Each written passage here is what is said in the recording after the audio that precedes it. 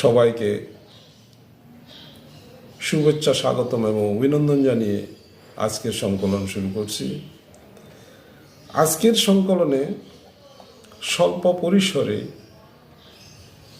মানুষের বিশাল মহাসমুদ্র তুলনীয় দেহের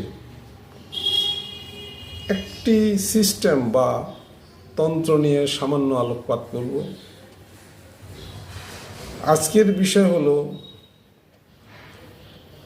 মানুষের দেহের একটি খুবই অত্যন্ত জরুরি এবং সারাক্ষণ কর্মে ব্যস্ত থাকা সিস্টেম, যাহাকে বলি আমরা শ্বাসতন্ত্র বা রেসপিরেটরি সিস্টেম বা ফুসফুসতন্ত্র।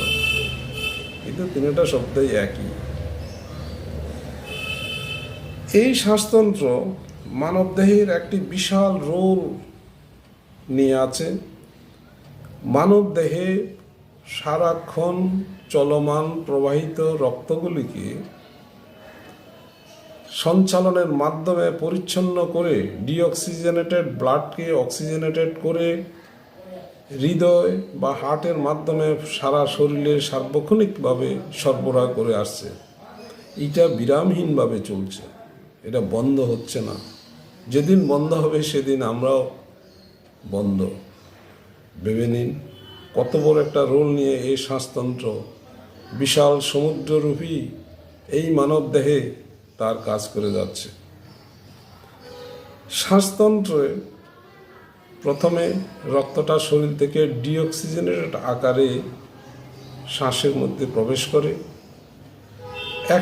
এক শ্বাসতন্ত্র, দুটি লাংস বা শ্বাসতন্ত্র থাকে, একটি থেকে আরেকটিতে প্রবাহিত হয়। সেখানে অক্সিজেনেটেড হয়ে আবার হার্টের সহযোগিতা এই রক্ত পুরা শরীরে সঞ্চালিত হচ্ছে এবং আমরা বেঁচে আছি।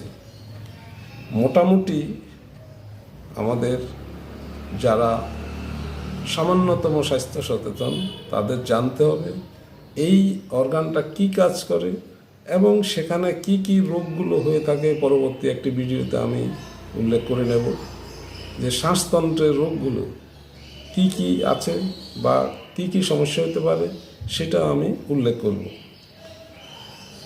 সর্বশেষে সবাইকে আবারও ধন্যবাদ জানিয়ে আজকের এই স্বল্প পরিসরে শ্বাসতন্ত্র বা ফুসফুসতন্ত্র বা রেসপিরেটরি সিস্টেমের সামান্যতম ধারণা যদি আপনাদেরকে দিতে পারি, নিজেকে ধন্য ভাবব। ভালো থাকুন, সুস্থ থাকুন, নিজে এবং পরিবারের স্বাস্থ্য সুরক্ষা নিশ্চিত করুন এবং সবাই ভালো থাকুন।